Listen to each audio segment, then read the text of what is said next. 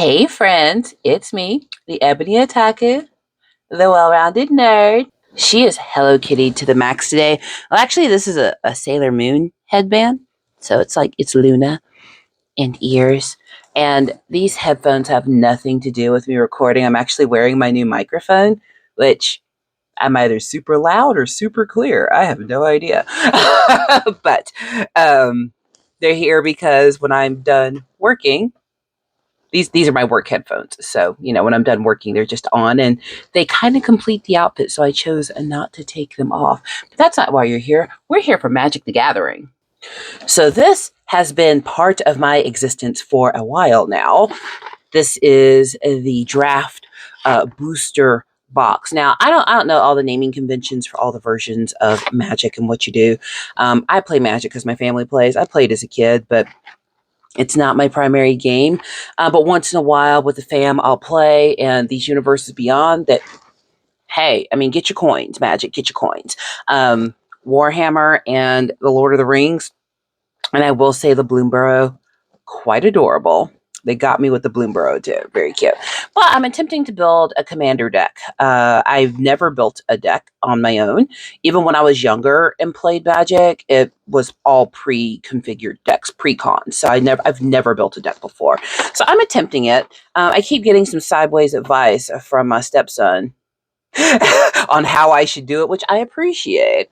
But I'm just trying to see if I can. And then, we go out exploring the advisory out there. So what I did first in this little series was I was trying to just separate out the legendary creatures, because in a commander deck, there's a card that's going to be the commander of the deck, and then try to figure out which one I wanted. And then as I went through the cards, my dog is like right under my feet today. That's where he wants to be. He is right here.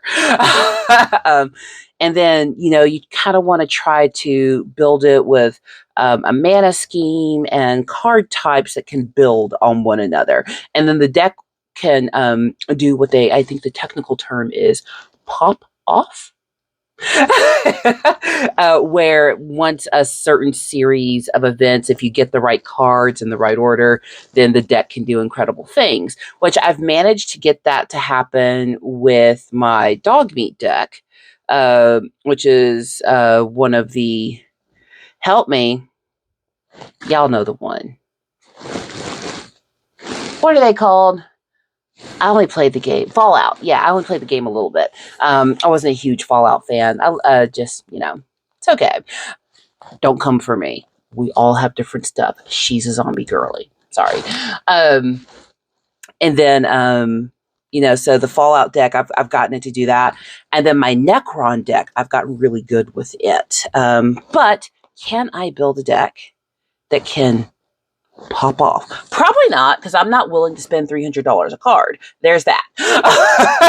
So, a lot of the winning decks are cards that people paid for, which granted, all of the cards are paid for, but you can buy a card with some crazy ability that nobody at the table is going to be able to combat. There are actually rules like at local tournaments and stuff where they're like, no card values over $50, or you can't bring a card that does this, no planeswalkers. And it's because if you're willing to spend $5,000 on your deck, you're gonna win no matter what you draw. So I will never be able to compete on that level. I don't ever plan on investing in Magic. In fact, all of the Magic cards I have, I've never bought a deck. They have all been given to me. So Warhammer, she goes out and purchases. Magic, it cometh to me from the universe. So let's pick that commander, like for sure. And then let's get all of it. I think I'm going to go with a green and blue deck. So let's pick the commander once and for all. So this is where I tucked all of my legendary creatures. And of course, I've got this box, and I learned something in the last video. I've got to pick dice to go with this. Doesn't need dice. I just like having dice to match everything. These are fun to open. So I encountered some cards. I did not know what they were. So inside of this box that I got at that haggle day, there were a few just regular old cards. No, these are mine. No, like Elrond. Yeah, these are all my legendary creatures I separated out. Oh, look at me. I separated the legendary creatures. Now I just have to pick one. I forgot how good I was. I haven't touched this in like 3 weeks. But there are some empty sleeves, but then there were some sleeves that had random old cards in there. And then I looked closer at them and I was like, well, these have been printed out from a printer. Where did they come from? And that was the day I learned about proxies. Which I don't think I'll be playing proxies. So the person who did the work to make these proxies, I'm so sorry, but I want the sleeves. Because when I bought the box, it came with when I got this, the boulder was $5, and I didn't know there was something in it until like a week later when I opened it to decide what deck I wanted in there. And that's when I found the sleeves, but I didn't even look even further then to realize the sleeves had something in them. This is an actual card. Well, this is a real land, and it's an orchard. Oh, add any to your mana pool. Okay, we might keep this one as part of the deck. So, I'm going to have to be careful with these. So some of these are cards and some are proxies. So, okay, I think this one's a proxy. So the proxies, apparently, what you do is if you'd want to play a card, but you can't afford it, you basically print that card out and then throw another card in the back, like a land, which I guess these are all going to be lands in the back, to make it stiff. But that's what these are. So these are not real cards. This is just a piece of printer paper. Nice printer paper, but printer paper nonetheless. I do have some family members who will play a proxy. So I think I'm going to not destroy them, but give my family members the proxies. And I've now inherited green and blue land. So this kind of worked out for me because since I'm building a green and blue deck, I need green and blue land. In order to cast any of my spells, my creatures, summon anything. Oh, this one was a real card. Okay, this one is not a proxy. I've heard tell that this is a card you want. Soul Ring. Because the other day, my son asked me if I had this one. I'm going to look it up real quick. Y'all want to do some real timing?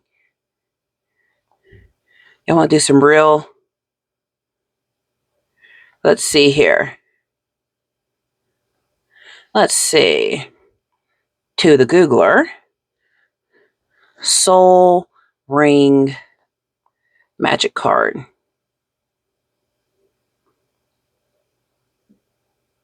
Magic card. There we go. It's the One Ring that you really want from 1993.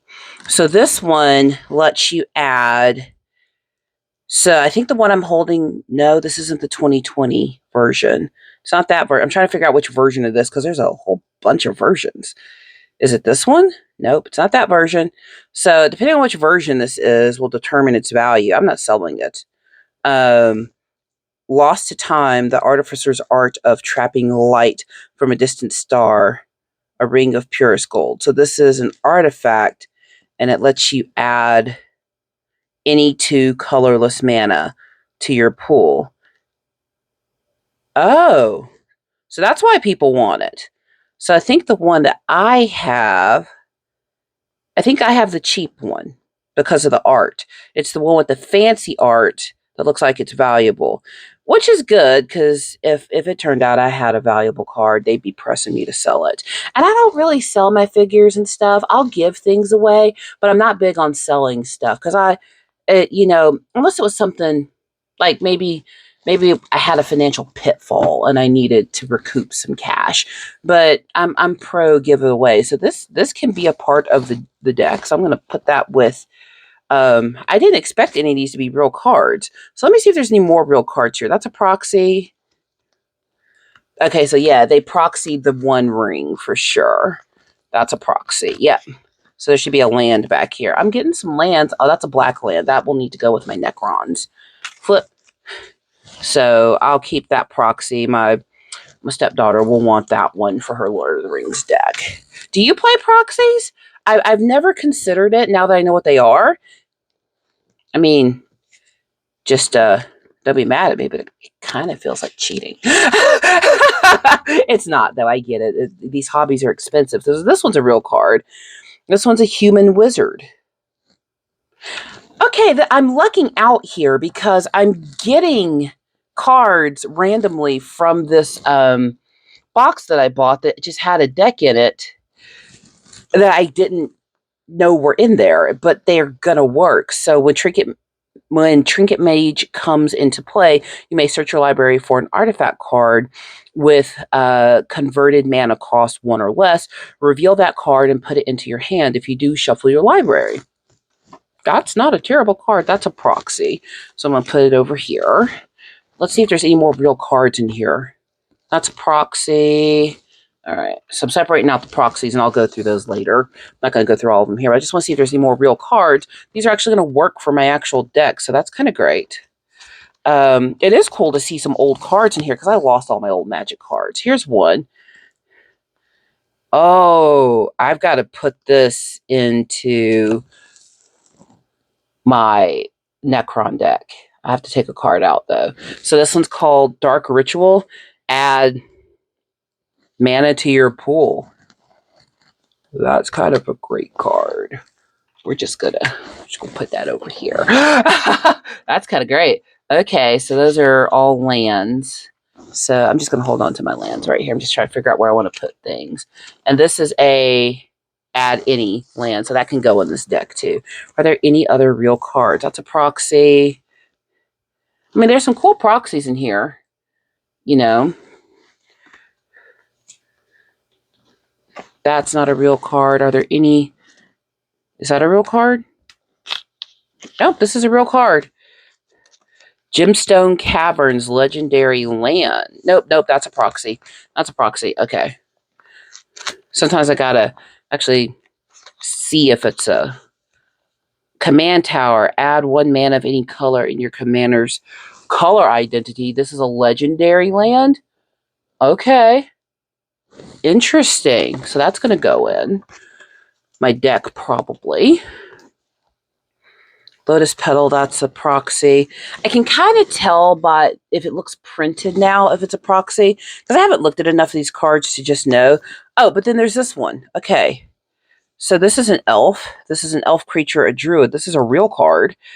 Add mana, add blank to your pool. So this is just an add mana. I'm going to add him. And I think with Magic, correct me if I'm wrong, I'm sure you will, Internet, because you're so good at that.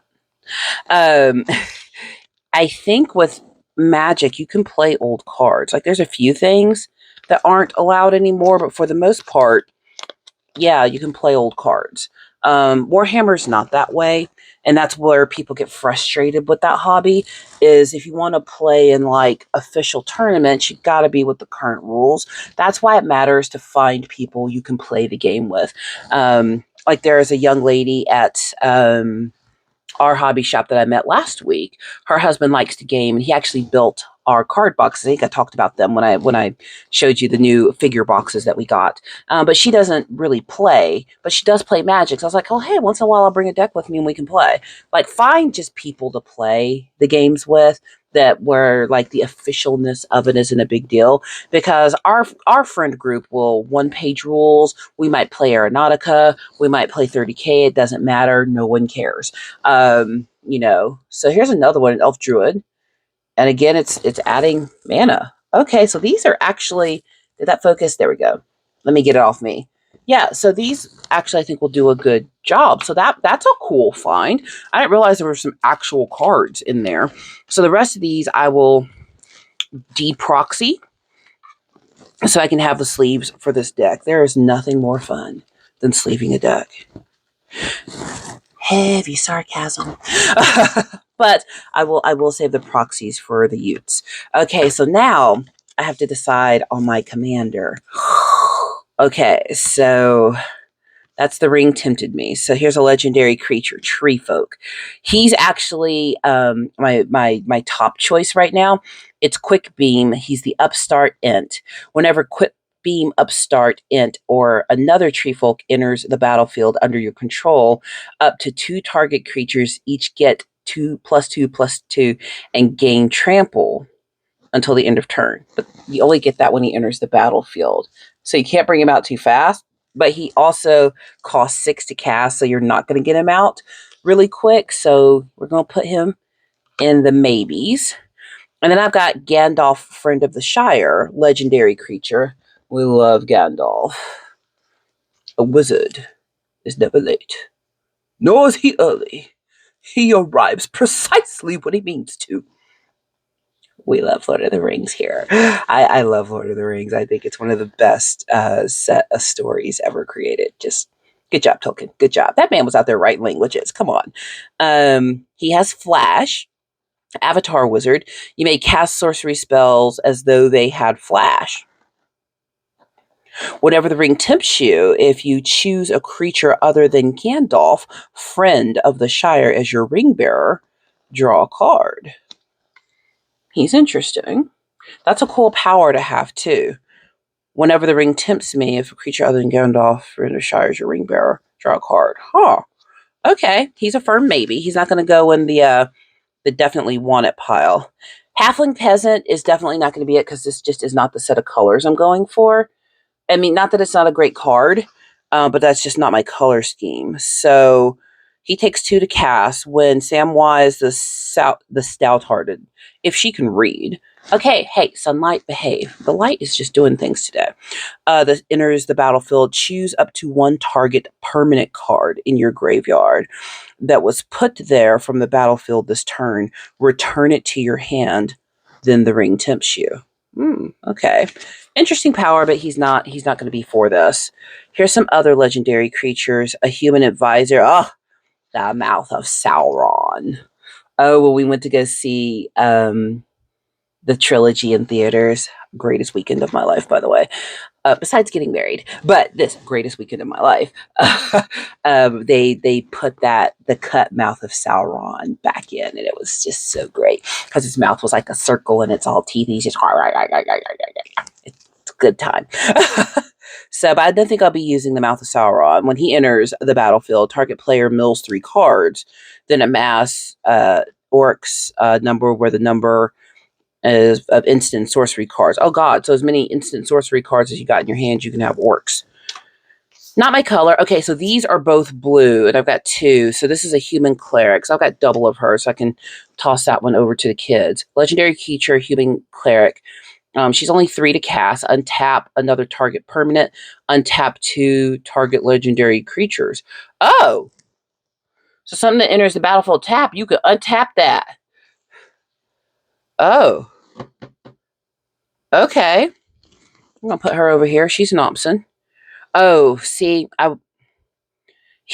this might be a good one. So Elrond, he's blue and green to cast, and then random mana. Whenever you scry, put a +1/+1 counter on each of the up to however many creatures, where the number of creatures is the card, where the number of cards looked at while scrying. Whenever a creature you control with +1/+1 counter on it becomes target of a spell or ability an opponent controls, you may draw a card. Holy cow.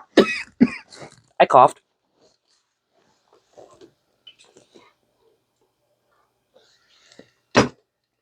We were all matchy-matchy today. Someone tell me if the microphone picked up me swallowing my water. Anyway. Oh, he's a choice. He's a choice. Right now, I'm still leaning Tree Folk.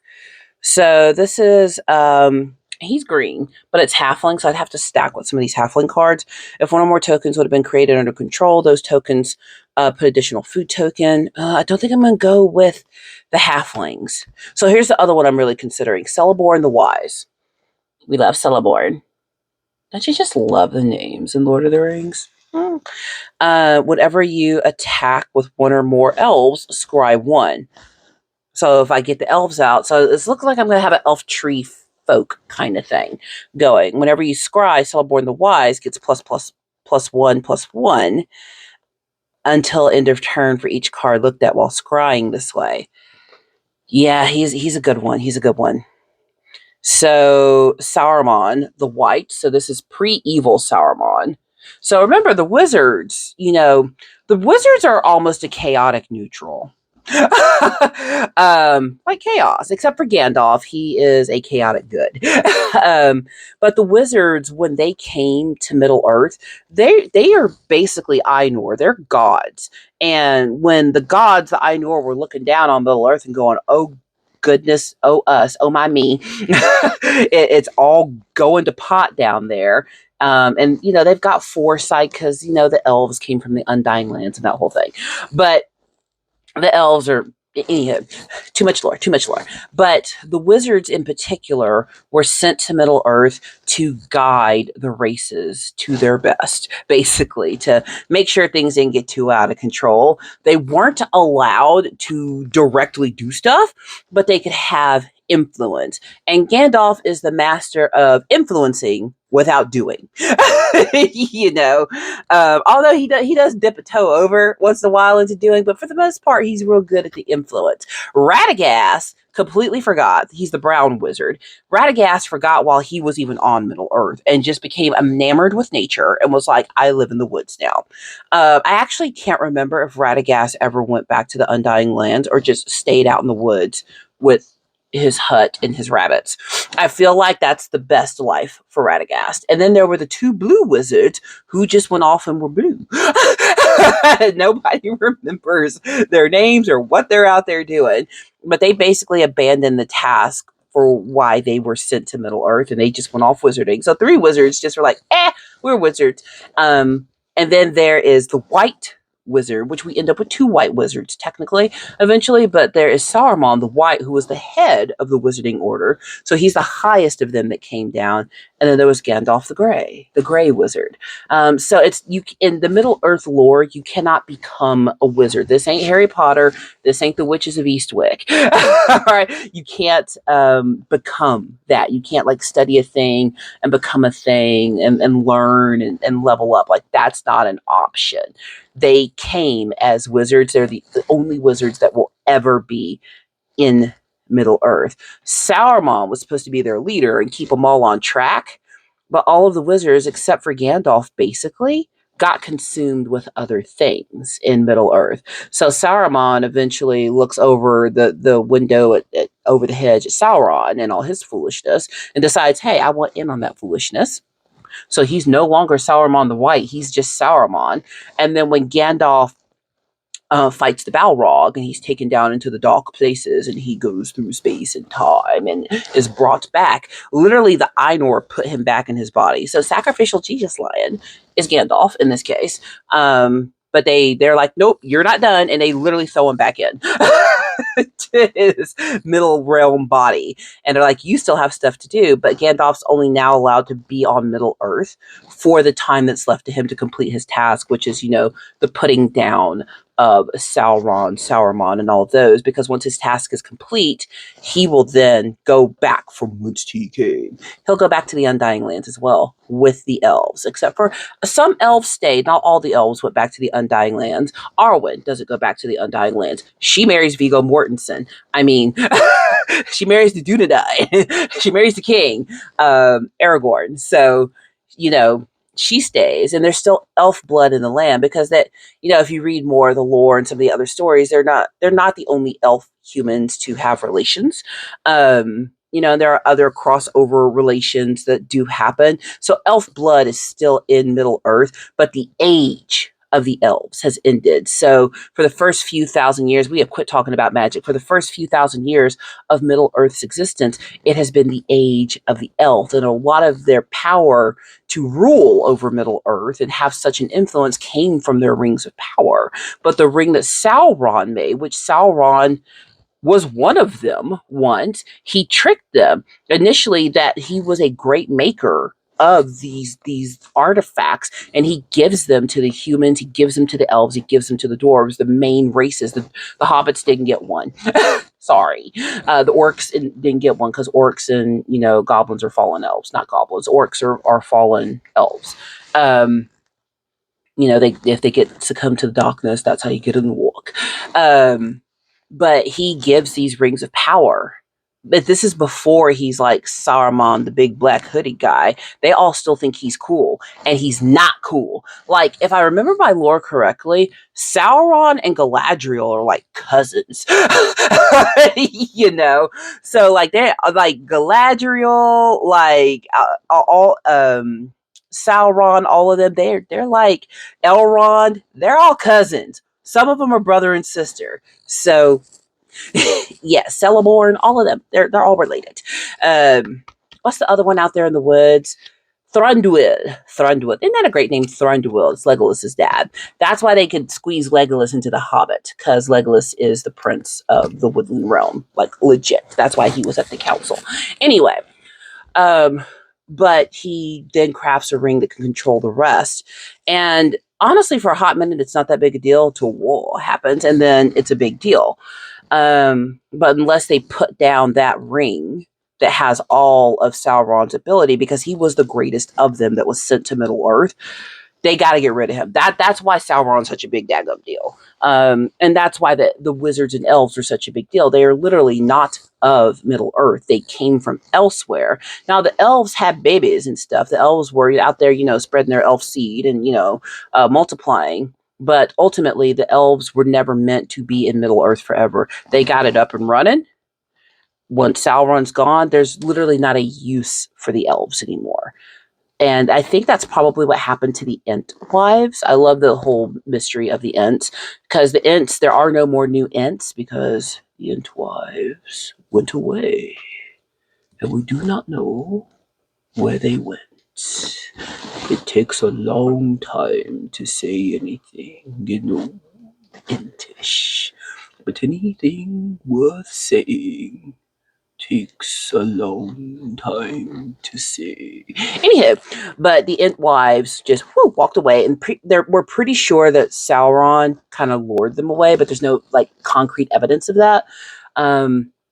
But the Ent wives and the Ents made Entlings, and without the Ent wives, there's no more Entlings. So when the Ents are gone, that is another race of Middle Earth that once they're gone, they're gone. Now remember that Treebeard calls Gandalf young Master Gandalf, so we don't know how long Ents live. Them Ents are thousands of years older. So in the creation of the Middle Earth ethos, we're talking about a world that is thousands upon thousands of years, and creatures who can live for many. Like Gandalf's like 10,000 years old. Elrond's like 10,000 years old. And when they go back to the Undying Lands, they are also undying. So they're functionally immortal as long as something didn't take them out. So all that to say, I'm not picking Sauron the White. So here's another one I thought about. Elf Noble. This is Glorfindel, Dauntless Rescuer. Only costs 3 to cast. Whenever you scry, choose one, and Glorfindel, Dauntless Rescuer gets +1/+1 until end of turn. And they're already a 3/2, so that's not terrible. That makes them a 4/3. And if I have other cards that keep adding, I mean, they could get pretty beefy. Glorfindel must be blocked this turn if able.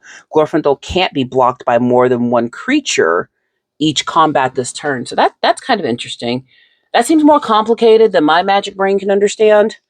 So then we've got, I considered Gua here, but I don't think I'm going to do Gua here. But here's Melindor, Swift Savior, legendary creature, one of our eagles. We've talked about why the eagles couldn't carry the ring. Go watch other videos if you want to know. One of these days I'll figure out how to, but I'm not there yet. Whenever Melindor, Swift Savior, deals combat damage to a player, exile up to one target creature you own, then return it to the battlefield under your control. Ooh, okay. And then, of course, Celeborn the Wise, which we've already looked at. I think I'm going to have Quick Beam Upstart as my commander. And then I'm going to choose Celeborn as my alternate commander. So he'll be a card in the deck, but I could also use him as my commander. I didn't think that choice was going to be so hard. But it probably would have been easier if I was not out here being obsessed with the lore as well. So then now what do I do? Well, that's a great question. So I'm not using hobbits and whatnot. So now what I do is I will have to look through these cards and see what might help. So I have to have a deck of 100 cards. So one's been picked, well, two. So now I need 98 cards. Now a good 30 of those cards are going to be lands. Non-special lands. Let's be real clear about that. So 30 of those are going to be lands. So I got 70 cards I need to pick out between here and here. Now, here's the good news. I've already done a lot of the work. I got the hiccups for a second. I don't know where these hiccups are coming from. My dog, I cannot move my chair even an inch because the dog is right under me. So there are lands in here. Not so concerned about those. Plains. But more lands. Okay. But now I have all of these fantastic cards to choose from.